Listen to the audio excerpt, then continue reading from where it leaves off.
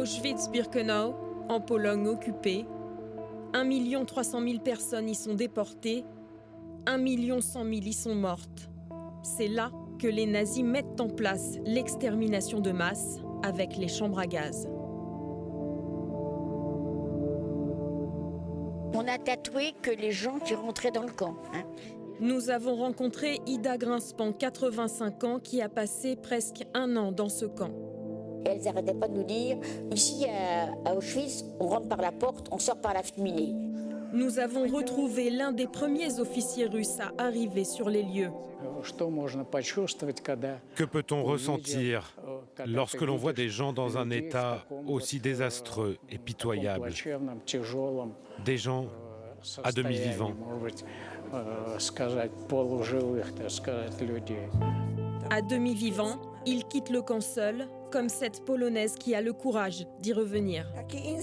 C'était un instinct animal, partir vers la liberté, sortir. Derrière les barbelés, des hommes, des femmes, des enfants, des juifs, des catholiques, des tziganes. Ce 27 janvier 1945, ce ne sont plus que des silhouettes avec un souffle de vie que les soldats soviétiques aperçoivent.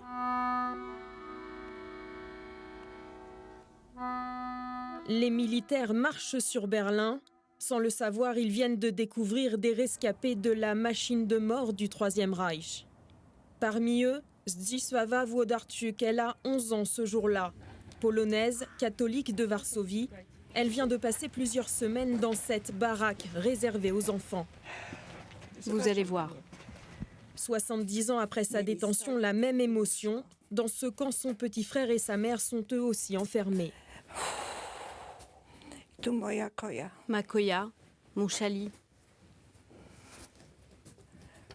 On dormait avec les insectes et les rats.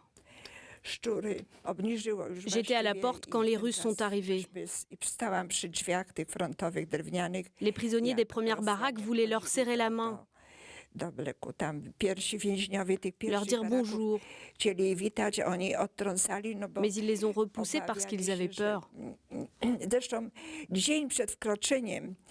Parmi ces soldats russes, le lieutenant Ivan Martinouchkine que nous rencontrons à Moscou 70 ans plus tard. À 21 ans avec sa compagnie, il est l'un des premiers à découvrir Auschwitz-Birkenau. Bien sûr, leur apparence était horrible. Ils étaient maigres, avec des visages noirs. Ils étaient habillés de ce qu'ils avaient pu trouver. Il faisait froid et humide. Une neige humide tombait. Ils s'étaient couverts avec des couvertures, toutes sortes de torchons, et ils nous fixaient à travers ces haillons. Mais l'objectif militaire n'est pas de libérer le camp. Il faut avant tout gagner la guerre et la capitale allemande. Les soldats quittent Auschwitz à peine quelques heures après leur arrivée. On me pose souvent la question, aviez-vous connaissance de l'existence d'un tel camp? Saviez-vous que vous alliez libérer un camp? Est-ce qu'on vous avait défini la tâche de libérer un camp? Non, non et non. Nous ne savions rien du tout. Ce qu'ils voient ce jour-là, des enfants, des malades, des mourants livrés à eux-mêmes et des corps enchevêtrés. Les SS ont déserté le camp après avoir dynamité les chambres à gaz et les fours crématoires.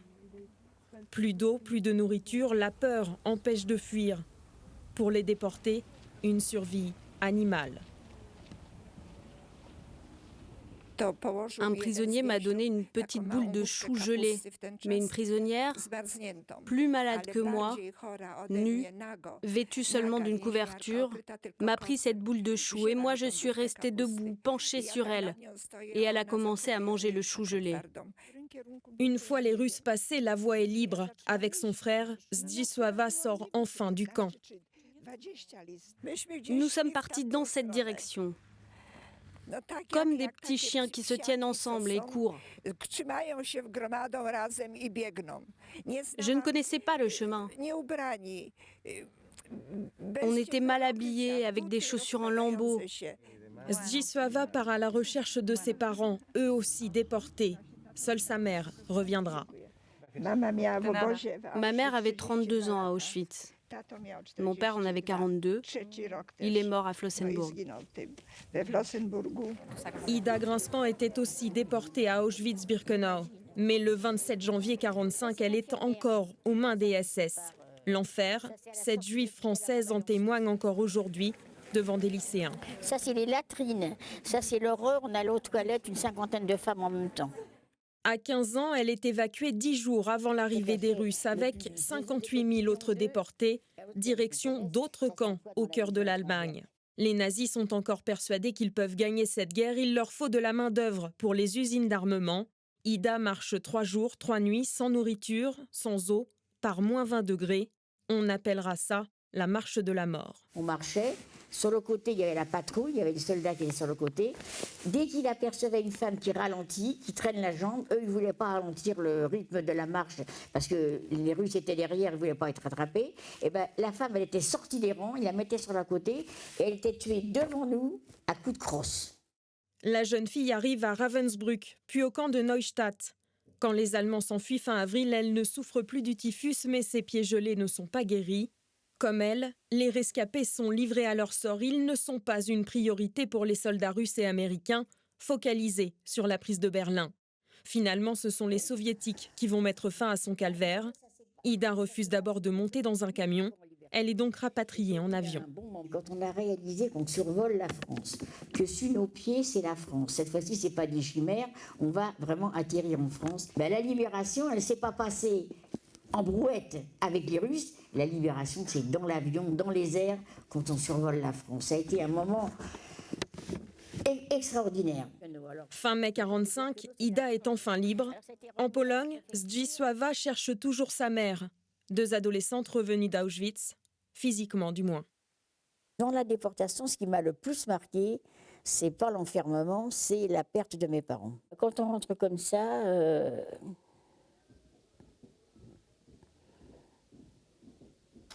bien sûr, on a survécu, on a la vie sauve, mais on est amputé, quoi. Il nous manque quelque chose. Après la sortie du camp, quand j'allais à l'église, je me mettais dans le coin, sur le seuil, parce que je me sentais inférieure, parce qu'ils nous avaient dit que nous n'étions pas des hommes. Les Allemands nous ont toujours dit « vous, les cochons polonais ».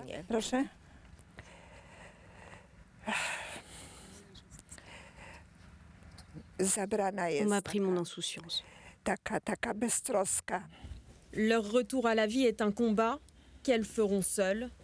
Zdzisława commence à travailler très vite. Ida accepte un emploi de couturière qu'elle n'aime pas. Après Auschwitz, il leur est difficile de faire comprendre l'enfer qu'elles ont vécu à une société qui ne veut pas les entendre.